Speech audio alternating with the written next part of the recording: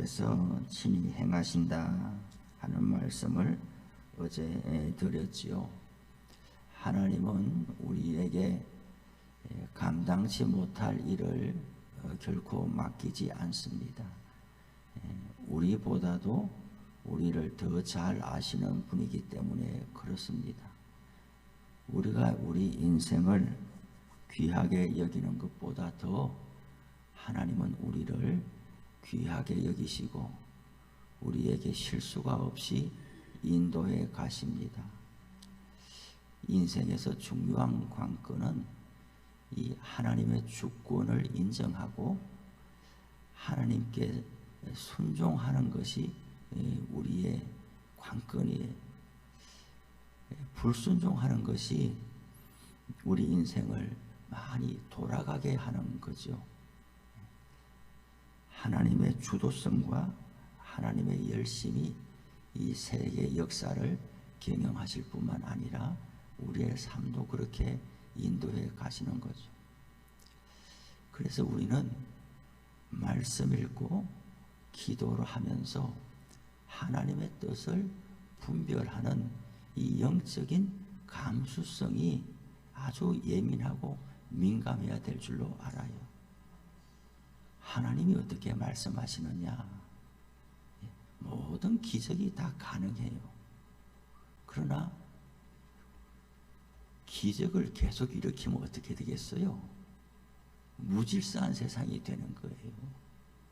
하나님은 질서의 하나님이신데 나 한 사람을 위해서 모두에게 동일하고 일정한 창조의 질서를 멈추게 하거나 역국으로 가게 되면은 나는 어떤 일이 있어서 기적이어서 좋은데 다른 사람과 주변의 환경은 혼란하게 빠지게 되는 거죠.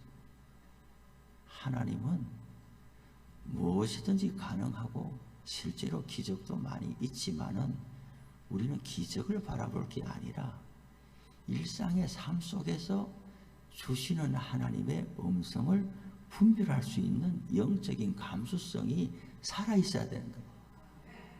그게 어떻게 오느냐? 이런 시간을 통해서 오는 거예요. 목사의 설교를 통해서 오고 대화를 통해서 오고 지나가다가 옆에 사람들이 말하면서 지나가는 소리를 통해서 하나님의 음성이 오고 때로는 꿈을 통해서 오고 그런 거. 잘 들을 준비가 되어 있는 사람은 이것이 하나님의 뜻인가 그렇게 하지만은 이 심령이 무디어져 있는 사람들은 벼락이 쳐도 깨닫지를 못하는 거예요. 그래서 C.S. 루이스 같은 이 사람은 뭐라고 했는가? 이 고통이라는 것이 하나님의 확성기다 그랬어요. 메가폰. 아까 마이크가 안 되면 저 뒤에서 잘 안 들리잖아요.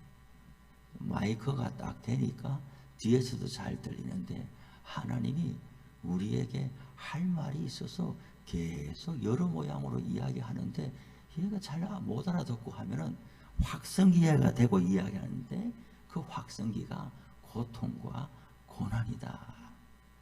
그렇게 C.S. 루이스는 말했어요. 참으로 그렇단 말이죠. 그래도 확성기라고도 듣고 알아들으면 다행이지만 벼락이 쳐도 모르는 사람은 모르는 것. 하나님은 우리의 삶을 끝까지 책임져 주시는 분이고 오늘 노아에게도 너는 모든 정결한 짐승을 암수 둘씩 부정한 짐승은 정결한 짐승은 7씩 부정한 짐승은 암수 둘씩 내게로 데려와라. 내가 그걸 어떻게 데려옵니까? 그럴 수 있죠. 우리는 성경을 읽을 때에 쓰여 있으니까. 그런데 글쎄요, 좀 무조건 아멘 하는 게 좋은 게 아니에요. 물론 본인이 무조건 아멘은 안 하겠지만은 성경을 읽을 때도 왜 그럴까? 왜 그럴까? 예, 그냥 써 있으니까 무조건 아멘 하면은 문제는 적용이 안 되는 거예요. 예. 우리 모두 같이 있을 때 내 심령이 뜨겁고 해서 아멘을 열심히 돌아서서 내 마음에 내려오는 게 없으면 그 아멘이 허공에다가 하는 아멘이 되고 내가 알아야 되거든요. 분별을 해야 하거든요. 적용까지 목사님이 이렇게 설교를 하는데 나한테 하는 것 같아. 아유 참 기쁘네. 기분 나쁘네. 이건 아무것도 아니에요. 이거는 나를 통해서 나의 손발을 통해서 이게 나가야지 그게 적용이 되는 거거든요. 자, 노아 보고 짐승들을 데려오라 그랬네. 그런가 보다. 짐승들이 들어왔네. 그렇구나. 이렇게 될 게 아니고 노아가 그 짐승을 어떻게 데려왔지? 내가 노아라면은 어떻게 할 거야 이걸? 얼마나 난감하고 어떻게 하란 말이요? 이런 생각들을 할 수 있어야 되는 거예요. 성경을 읽으면서. 그래서 지나치게 소설을 쓰면 안 돼요. 행간을 읽으면서 성경을 잘 읽는 것은 충분히 상상력을 발동하는 것인데 그 상상력은 근거와 뿌리가 있는 채 상상력을 발동해야지. 우리가 엄마가 뭐 하는 이야기들을 때로는 잘 모를 때가 있잖아요. 그런데 이런 뜻일 거야 라고 상상을 하잖아요. 그 상상은 뜬금없이 상상을 하는 것이 아니라 나를 낳아주고 길러준 엄마의 사랑을 생각하면서 그게 원뿌리가 되는 가운데 지금의 행실들에 대해서 이해는 잘 안 되지만 상상을 하면서 이럴 것이다 하는 것 아니에요. 그렇게 원뿌리가 있는 가운데 상상력을 동원하고 행간을 읽어 나가야지 아무것도 없이 내 마음대로 막 상상하면서 하나님이 주셨다 이러면은 곤란한 거란 말이죠. 그래서 교회의 질서라는 것은 뭐냐? 목사에게 하나님이 주신 권세는 말씀이거든요. 목사가 말씀에 어두우면은 교회가 산으로 가요. 전부 다 저마다 나는 하나님께 이렇게 들었어. 나는 이렇게 들었어. 자기가 목사님 나는 그래 생각 안 합니다. 이렇게 하면은 제가 성경을 읽고 이 주제, 이 안건에 대해서 기도해 보니 하나님이 이렇게 말씀하시는 것 같습니다. 이게 이렇게 지도가 돼요. 이렇게. 내가 사업을 해보니까 목사님 교회 그래 하면 안 됩니다. 사업은 그런데 교회는 좀 다릅니다. 이게 지도가 되는데 성도가 말이죠. 내가 기도해 보니까 이렇습니다. 이렇게 하면은 이게 이제 안 되는 거예요. 이게 뭐 산으로 가는 거예요. 배가 사는 거예요. 그럴 때는 목사가 말씀을 가지고 그렇게 응답을 받으셨다 하지만 성경의 모든 내용들을 봤을 때 또 우리 교회 형편을 봤을 때 그거는 너무나 무리한 겁니다. 집사님 장로님은 참으로 그렇게 확신하고 있지만 우리 공동체의 현재 모습을 보십시오.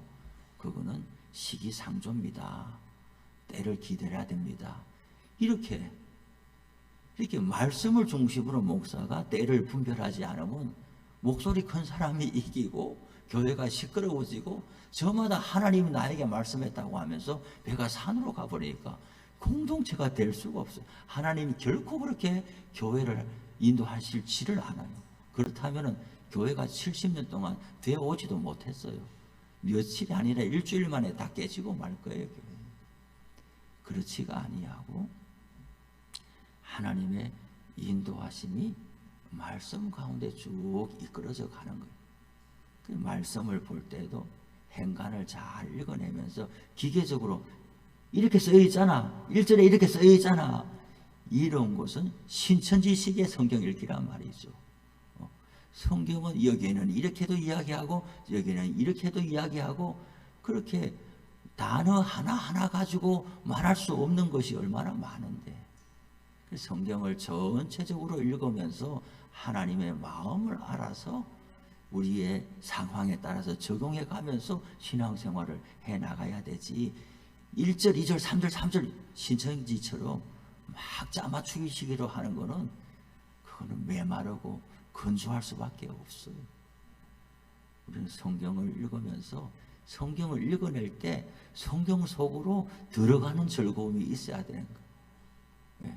성경 속에 들어가서 내가 그 사람이 되고 그 상황이 되고 그래서 거기에서 내가 헤엄치기도 하고 거기에서 숲을 거닐기도 하고 하나님이 주시는 내가 노아가 되어 보니까 하나님이 이렇게 말씀하는 거예요.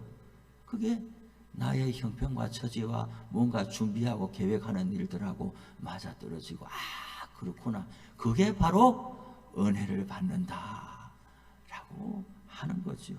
하나님은 노아에게 짐승들을 데려오라 그랬는데 내가 무슨 죄주로 데려갑니까? 뒤에 보니까 하나님이 말씀하신 대로 짐승들이 나왔다는 거예요. 짐승들이 나와가지고 2쌍씩 걸으면은 꼭 3쌍도 아니고 이 짐승이 어떤 짐승이 잘못 들어가지고 나도 따라 들어가 보자 이런 일이 없었다는 거예요. 하나님이 종류대로 2쌍씩 하면은 꼭 2쌍씩이 방주로 들어갔다는 거예요. 이게 문이 어딘지 모르고 어뚱뚱한 데로 관계 아니고 꼭 하나님이 열어놓으신 문으로 2쌍씩 7쌍씩 들어갔다는 거예요. 노아가 처음에 하나님의 말씀을 들을 때 내가 무슨 죄주로 그 일을 합니까? 내가 무슨 죄주로 이럴 수 있지만 노아는 모든 일에다 예 알겠습니다 했더니 뚜껑을 열어봤더니 짐승들이 알아서 들어가고 있는 게 우리는 교회 일을 이렇게 하는 거예요. 그래서 저도 늘 좀 제가 두려움이 많고 겁이 많고 조심성이 많아가지고 누가 내가 안 해본 일이나 내가 못하는 일을 누가 이야기하면 저분의 입을 통해서 하나님이 말씀하시나 이렇게 잘 생각이 안 되고 내가 어떻게 하라고?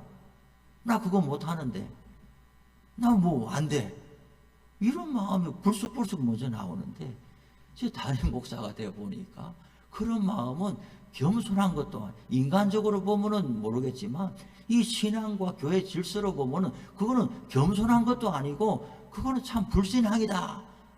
이런 것을 한 달 사이에 조금씩 더 알아가는 거예요.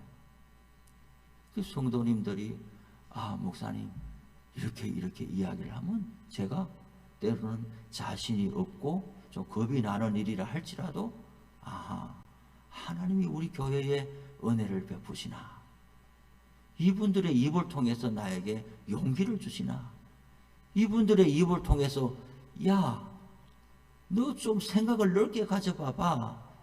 네 입을 넓게 열라. 내가 채우리라. 시편에 말씀했는데 너는 요만한 밥그릇 가지고 그냥 이렇게 먹게 해야지.